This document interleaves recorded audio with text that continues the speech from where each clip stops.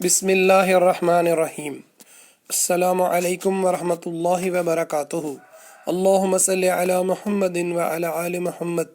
سیرت النبی صلی اللہ علیہ وآلہ وسلم، درس نمبر 56۔ حضرت جعفر رضی اللہ عنہ کی نجاشی کے سامنے تقریر۔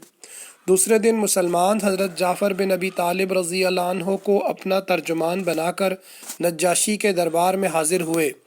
مسلمان یہ تہیہ کر کے اس کے دربار میں آئے کہ ہم سچ ہی بولیں گے، خواہ نتیجہ کچھ بھی ہو۔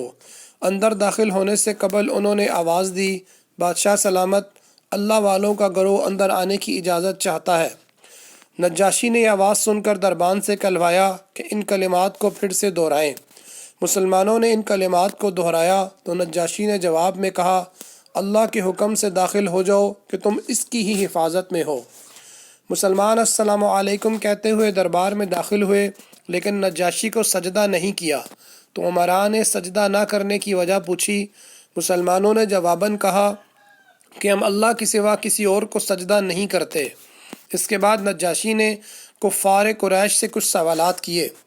عمر بن العاص نے عرض کیا، اے بادشاہ، ہم اپنے آباء و اجداد کے دین پر تھے، انہوں نے اسے چھوڑ کر ایک نیا دین اختیار کیا۔ نجاشی نے حضرت جعفر بن ابی طالب رضی اللہ عنہ سے پوچھا، یہ کون سا دین ہے جس کی بنیاد پر تم نے اپنی قوم سے علیحدگی اختیار کر لی ہے، لیکن میرے دین میں بھی داخل نہیں ہوئے ہو اور نہ ان ملتوں ہی میں سے کسی کے دین میں داخل ہوئے ہو؟ انہوں نے جواب دیا، ہم نے اپنے آباء و اجداد کے بت پرستی کے دین کو چھوڑ کر دین اسلام کو اختیار کر لیا ہے، جسے ہمارے رسول محمد صلی اللہ علیہ وآلہ وسلم نے سکھایا ہے، جن پر بذریعہ وحی اللہ کے احکام نازل ہو رہے ہیں۔ یہ سن کر نجاشی نے دربار میں راہبوں، مذہبی پیشواؤں اور علماء کو جمع کر کے ان سے پوچھا، کیا حضرت عیسیٰ علیہ السلام اور روز قیامت کے درمیان کوئی اور نبی آئے گا؟ انہوں نے کہا، قسم ہے اللہ کی، ایک رسول ضرور آئے گا جس کی آمد کی بشارت حضرت عیسیٰ علیہ السلام نے دی ہے، اور فرمایا کہ جو اس رسول پر ایمان لائے گا وہ مجھ پر ایمان لائے گا، اور جو ان کے ساتھ کفر کرے گا وہ مجھ سے کفر کرے گا۔ یہ سن کر نجاشی نے حضرت جعفر رضی اللہ عنہ سے پوچھا، مجھے بتاؤ کہ وہ کس بات کا حکم دیتا ہے اور کن چیزوں سے منع کرتا ہے۔ حضرت جعفر رضی اللہ عنہ نے ایک برجستہ تقریر کی جس میں عرب جاہلیت کی حالت اور اسلامی تعلیمات کا بہترین خلاصہ پیش کیا، جسے اہل بلاغت نے ابلغ الخطابات کا نام دیا ہے۔ حضرت جعفر رضی اللہ عنہ نے کہا، اے بادشاہ، ہم لوگ ایک جاہل قوم تھے، بتوں کو پوجتے تھے، مردار کھاتے تھے، بدکاریاں کرتے تھے، ہمسایوں کو ستاتے تھے، بھائی بھائی پر ظلم کرتا تھا، کبھی لوگ کمزوروں کو کھا جاتے تھے۔ ہم اس حال میں تھے کہ اللہ تعالیٰ نے خود ہم میں ہی سے ایک رسول بھیجا جس کی شرافت اور صدق و دیانت سے ہم لوگ پہلے سے ہی واقف تھے۔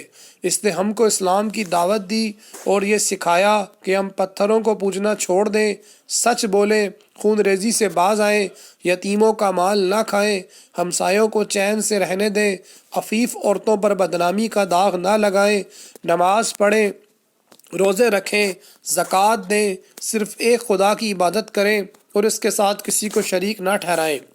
ہم اس پر ایمان لائے، شرک اور بت پرستی چھوڑ دی اور تمام برے کاموں سے باز آئے۔ اس پر ہماری قوم ہماری جان کی دشمن ہو گئی اور ہم کو مجبور کر رہی ہے کہ اسی گمراہی میں پھر واپس آ جائیں۔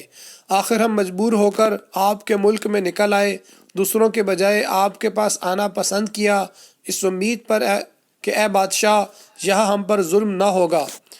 نجاشی نے کہا، جو کلام الہی تمہارے پیغمبر پر اترا ہے اس کا کچھ حصہ سناؤ۔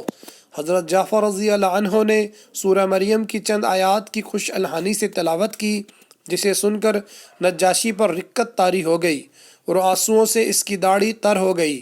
پھر کہا، خدا کی قسم، یہ کلام اور انجیل دونوں ایک ہی چراغ کے پرتو ہیں۔ یہ کہہ کر نجاشی نے سفرائے قریش سے کہا، تم واپس چلے جاؤ، میں ان مظلوموں کو ہرگز تمہارے حوالے نہ کروں گا۔ مسلمان مہاجروں سے مخاطب ہو کر بولا، جاؤ، میری مملکت میں امن کے ساتھ زندگی بسر کرو۔ پھر 3 بار کہا، اگر تمہیں کوئی گالی بھی دے گا تو اس پر تاوان لگے گا۔ یہ سنتے ہی قریش کے دونوں سفراء بڑے بے آبرو ہو کر دربار سے نکل گئے، لیکن پھر عمر بن عاص نے عبداللہ بن ربیعہ سے کہا، اللہ کی قسم کل ان کے متعلق ایسی بات لاؤں گا کہ ان کی ہریالی کی جڑ کاٹ کر رکھ دوں گا۔ عبداللہ بن ربیعہ نے کہا، نہیں ایسا نہ کرنا، ان لوگوں نے اگرچہ ہمارے خلاف کیا ہے لیکن ہیں بہرحال ہمارے اپنے ہی کنبے قبیلے کے لوگ۔ مگر عمر بن عاص اپنی رائے پر اڑے رہے۔ دوسرے دن عمر بن العاص نے دربار میں رسائی حاصل کی اور نجاشی سے عرض کیا، حضور کیا آپ کو معلوم ہے کہ وہ لوگ حضرت عیسیٰ علیہ السلام کی نسبت کیا عقیدہ رکھتے ہیں؟ نجاشی نے مسلمانوں کو دربار میں طلب کیا۔ تمام راہب اور علماء بھی دربار میں بلائے گئے۔ مسلمانوں کو تردد ہوا کہ اگر حضرت عیسیٰ علیہ السلام کے ابن اللہ ہونے سے انکار کرتے ہیں تو نجاشی ناراض ہو جائے گا، اس لیے کہ وہ عیسائی ہے۔ مسلمانوں کو گھبراہٹ ہوئی، لیکن انہوں نے طے کیا کہ سچ ہی بولیں گے، نتیجہ خواہ کچھ بھی ہو۔ نجاشی نے حضرت جعفر رضی اللہ عنہ سے پوچھا، عیسیٰ بن مریم علیہ السلام کے بارے میں تم لوگوں کا کیا عقیدہ ہے؟ حضرت جعفر رضی اللہ عنہ نے کہا، ہم عیسیٰ علیہ السلام کے بارے میں وہی بات کرتے ہیں جو ہمارے نبی صلی اللہ علیہ وآلہ وسلم لے کر آئے ہیں، یعنی حضرت عیسیٰ علیہ السلام اللہ کے بندے، اس کے رسول، اس کی روح اور اس کا کلمہ ہے، جسے اللہ نے کنواری پاک دامن حضرت مریم علیہ السلام کی طرف القاء کیا تھا۔ یہ سن کر نجاشی نے زمین سے ایک تنکا اٹھایا اور کہا، واللہ جو تم نے کہا حضرت عیسیٰ علیہ السلام اس تنکے کے برابر بھی اس سے زیادہ نہیں ہے۔ پادری اور راہب جو دربار میں موجود تھے نہایت برہم ہوئے، ان کے نتنوں سے خرخراہٹ کی آواز آنے لگی۔ نجاشی نے ان کے غصے کی کچھ پرواہ نہ کی اور قریش کے سفیر ناکام نکل آئے۔ نجاشی نے حکم دیا کہ قریش کے وفد کے تمام تحائف واپس کر دیے جائیں اور وہ ملک چھوڑ کر چلے جائیں۔